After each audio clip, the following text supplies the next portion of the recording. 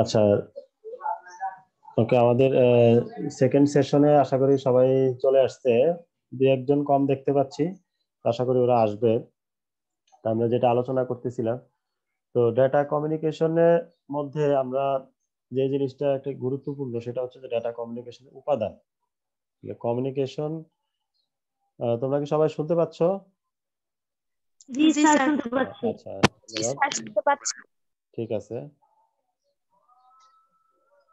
আচ্ছা, তাহলে কমিউনিকেশন বা যোগাযোগ এমন একটি প্রক্রিয়া যার মাধ্যমে এক স্থান হতে অন্য স্থানে নির্ভরযোগ্যভাবে ডেটা বা তথ্য আদান প্রদান সম্ভব। কমিউনিকেশন বা যোগাযোগ প্রক্রিয়ায় 5টি মৌলিক উপাদান রয়েছে। আমরা জানি যে আমাদের এই সাবজেক্ট বা এই বিষয়ের নাম হচ্ছে তথ্য যোগাযোগ প্রযুক্তি। হ্যাঁ, তথ্য যোগাযোগ প্রযুক্তি, এখানে কমিউনিকেশন খুবই গুরুত্বপূর্ণ একটা পার্ট। আমরা জানি যে বর্তমান বিশ্বে বা গ্লোবাল ভিলেজে যে গ্লোবালাইজেশন বা ডিজিটাল ওয়ার্ল্ড, সবকিছুই কিন্তু ইনফরমেশন নির্ভর। মানে ইনফরমেশনের শক্তিটা বা ব্যবহারটা আমরা তখনই চূড়ান্ত ভাবে করতে পারবো যখন এটাকে কমিউনিকেট করা যাবে। তাদের ইনফরমেশনটা যখন আমরা আদান প্রদান করতে পারবো, শেয়ারিং করতে পারবো, তখনই সেই ইনফরমেশনটা আমাদের উপকারে আসবে বা কাজে লাগবে। ইনফরমেশনটা যদি এক জায়গায় আবদ্ধ থাকে তাহলে কিন্তু সেটা বেনিফিটটা ম্যাক্সিমাম পাওয়া যাবে না। তো যাই হোক, তাহলে এই আদান প্রদান বা কমিউনিকেশন প্রক্রিয়ার 5টি মৌলিক উপাদান রয়েছে। প্রথমে হচ্ছে উৎস বা সোর্স, তারপরে হচ্ছে প্রেরক, অর্থাৎ একটা প্রেরক যন্ত্র লাগবে যেটাকে আমরা ট্রান্সমিটার বা সেন্ডার বলতেছি। তারপরে যেটা রয়েছে সেটা হচ্ছে ট্রান্সমিশন সিস্টেম, যেটা অন্য নামে বলা হয় কমিউনিকেশন চ্যানেল বা মাধ্যম। ঠিক আছে। আর অপর প্রান্তে দুইটা জিনিস থাকবে, সেটা হলো একটা গ্রাহক বা রিসিভার, আর সর্বশেষ হচ্ছে গন্তব্য। তাহলে ডেটা কমিউনিকেশনের কয়টি উপাদান? 5টি উপাদান। উৎস, প্রেরক, মাধ্যম, প্রাপক, গন্তব্য। Source, transmitter, medium, receiver and destination. এটা কিন্তু ভালো করে তোমরা মুখস্থ রাখবা। তাহলে উৎসের মধ্যে দুইটা জিনিস, উৎস আর প্রেরক, আর গন্তব্যের মধ্যেও দুইটা জিনিস, প্রাপক এবং গন্তব্য। মাঝখানে থাকবে হচ্ছে একটা মিডিয়াম বা মাধ্যম। এই মাধ্যমটা হচ্ছে, অর্থাৎ তোমার ডেটাটা কিসের মধ্য দিয়ে যাবে, সেটা কি কোনো তারের ভিতর দিয়ে যাবে নাকি কোনো একটা সিগন্যাল বা তরঙ্গ আকারে যাবে, সেটাকেই মূলত মিডিয়াম হিসেবে বোঝানো হচ্ছে। ঠিক আছে, তাহলে এটা কিন্তু একটা গুরুত্বপূর্ণ জিনিস। আমি একটু বইয়ের দিকে লক্ষ্য করি। তোমাদের বইয়ের 2.1.1 এ রয়েছে যে কমিউনিকেশন সিস্টেমের ধারণা। তো সেখান থেকে পরীক্ষায় এটা প্রায় আসে যে ডাটা কমিউনিকেশনের উপাদান কয়টি। এটা একটু তোমাদের ভালো করে মনে রাখতে হবে। ঠিক আছে, ডাটা কমিউনিকেশন উপাদান হচ্ছে 5টি। আচ্ছা, আমরা পরবর্তী স্লাইডে যাই।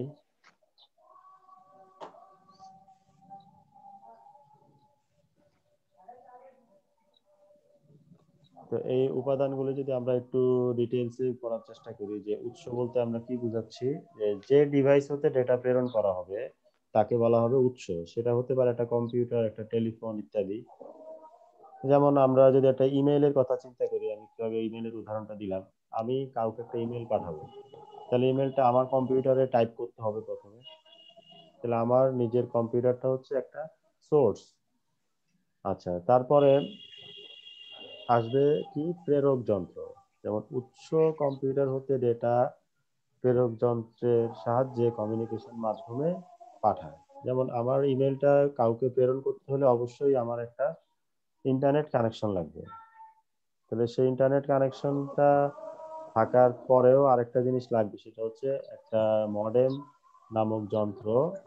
এই মডেমের কাজ হচ্ছে কি, ডিজিটাল সিগন্যালকে অ্যানালগে রূপান্তর করে, অথবা বিপরীতটা, অ্যানালগ সিগন্যালকে ডিজিটালে।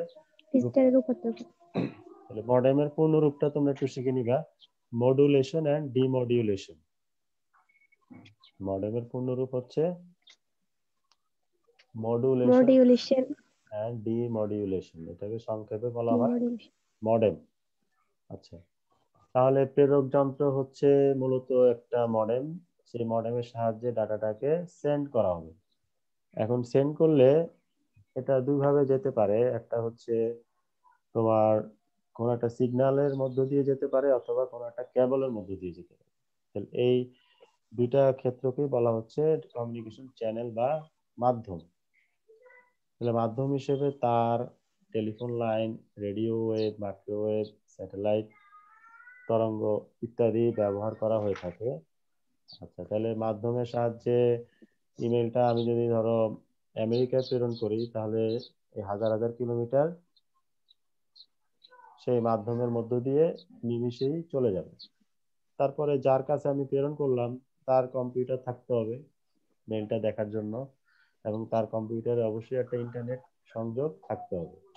তাহলে প্রথমে তার কম্পিউটারে একটা রিসিভার বা প্রাপক যন্ত্রের মাধ্যমে মেলটাকে সে গ্রহণ করবে, এবং আমি যাকে প্রেরণ করলাম ইমেলটা তার কম্পিউটারের মধ্যেও একটা মডেম নামক যন্ত্র থাকতে হবে। সেই মডেমটার কাজ হবে ওই সিগন্যালের মধ্য দিয়ে যে মেলটা আসলো সেটাকে অ্যানালগ অবস্থা থেকে আবার ডিজিটাল অবস্থায় নিয়ে আসা, যেন এটা কম্পিউটারের স্ক্রিনে পড়ার মতন অবস্থা হয়। কারণ আমরা জানি যে অ্যানালগ মানে হচ্ছে কোনো না কোনো তরঙ্গ বা ওয়েভ। এটা তো দেখে আসলে আমরা যেমন আমি জানি না তোমরা কখনো ইসিজি রিপোর্ট দেখছো কিনা। জি স্যার। ইসিজি রিপোর্টে কি থাকে? জি স্যার অনেকগুলো ওয়েভ দেখছি। থাকে, তাই না? জি স্যার। হ্যাঁ, এখন এই ওয়েভটা কিন্তু সাধারণ মানুষের পক্ষে বোঝা মুশকিল। যিনি একজন কার্ডিওলজিস্ট বা বিশেষজ্ঞ ডাক্তার, উনি ওই তরঙ্গের আপ এন্ড ডাউন দেখে বুঝতে পারে যে আসলে হার্টের বিট বা এটা কি মিন করতেছে। হ্যাঁ, ওটা কিন্তু কোনো কিছু ডেসক্রিপটিভ লেখা ওইভাবে থাকে না, জাস্ট কিছু ওয়েভ বা তরঙ্গ থাকে। সেই তরঙ্গ দেখেই এটা one kind of analogue signal.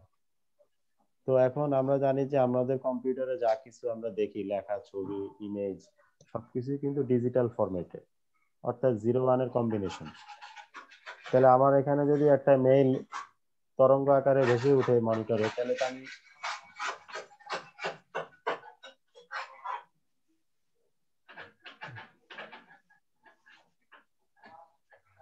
কিছুই বুঝতে পারবো না। তো সেক্ষেত্রে অ্যানালগ সিগন্যালটাকে একটা মডেম নামক ডিভাইসের সাহায্যে আবার কনভার্ট করে ডিজিটাল ফরম্যাটে নিয়ে আসতে হবে। এই কাজটাই করবে আসলে প্রাপক বা গ্রাহক যন্ত্র। তো যখন এটা ডিজিটাল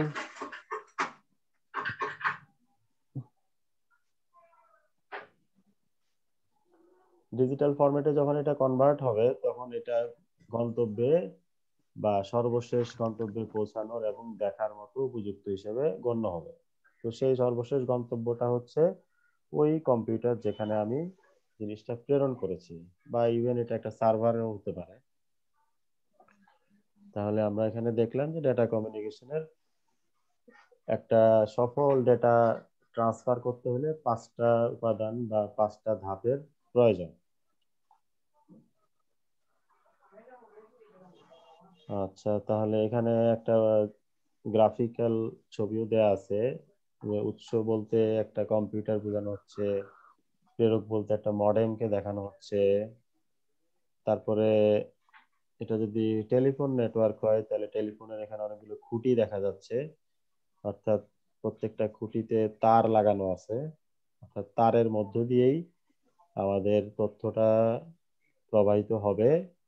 এবং দূরবর্তী যেখানে আমি প্রেরণ করলাম সেখানেও আবার একটা মডেম লাগানো থাকবে। সেই মডেমের কাজ হবে অ্যানালগ সংকেতটাকে পুনরায় ডিজিটাল সংকেতে নিয়ে আসা। এরপরে সে একটা সার্ভারেও এটা প্রেরণ করতে পারে, একটা কম্পিউটারেও জিনিসটাকে সরবরাহ করতে পারে। এই হচ্ছে আমাদের একটা ডেটা কমিউনিকেশনের সাধারণ প্রবাহ চিত্র। তো আশা করি তোমরা জিনিসটা বুঝতে পেরেছো। বাকি জিনিসটা নির্ভর করবে তোমরা পুরো অধ্যায়টা, বিশেষ করে এই জিনিসটা যদি আরেকটু ভালো করে পড়ো। আচ্ছা, দেখি তোমাদের এই পর্যন্ত আমরা যতটুকু আলোচনা করলাম, কারো কোনো প্রশ্ন থাকলে বলো একটু।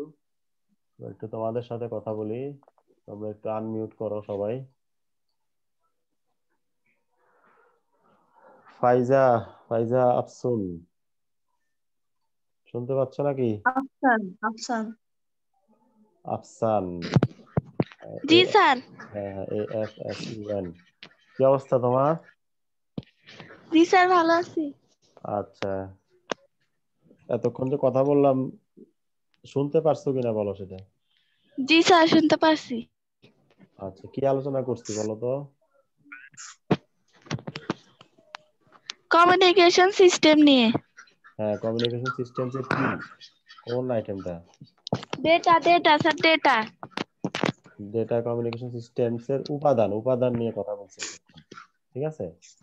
আচ্ছা, জি স্যার। সাধনা সরকার, শুনতে পাচ্ছ?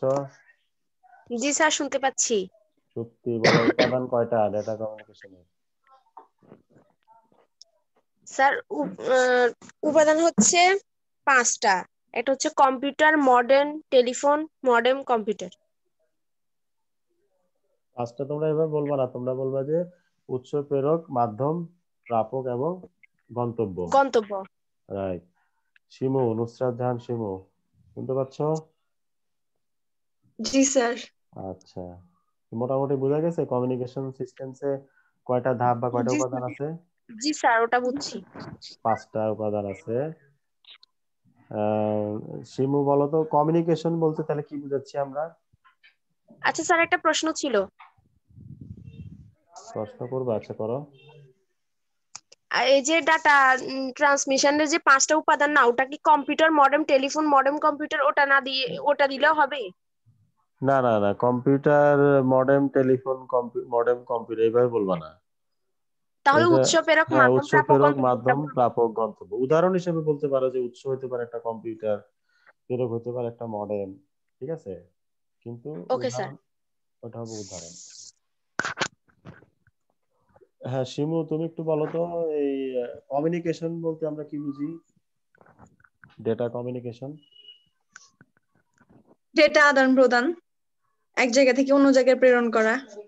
এক জায়গা থেকে অন্য জায়গায় প্রেরণ করা। আচ্ছা, ডেটা আর ইনফরমেশনের মধ্যে কোনো পার্থক্য আছে?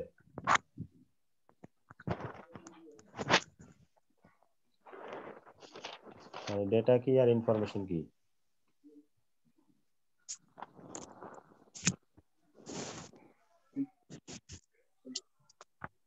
কে বলবা? স্যার আমি ফাইজা, বলি, হ্যাঁ বলো। অনেকগুলো ডেটা নিয়ে একটা ইনফরমেশন তৈরি হয়। হ্যাঁ সেটা হতে পারে, কিন্তু আরেকটু ক্লিয়ার করো। তার ডেটা হলো তথ্যের ক্ষুদ্রতম একক, আর যে ইনফরমেশনটা হচ্ছে ডেটাকে প্রক্রিয়াকরণ করে যে অর্থ বা ফলাফল পাওয়া যায়, তাই হচ্ছে তথ্য বা হ্যাঁ ইনফরমেশন। হ্যাঁ হ্যাঁ, ঠিক আছে, ভেরি গুড। অর্থাৎ আমরা ফিল্ড থেকে বা সরাসরি যেটা পাই উপাত্ত, সেটাই হচ্ছে তোমার ডেটা। এটাকে প্রসেস করলে যেটা পাই সেটা হচ্ছে। স্যার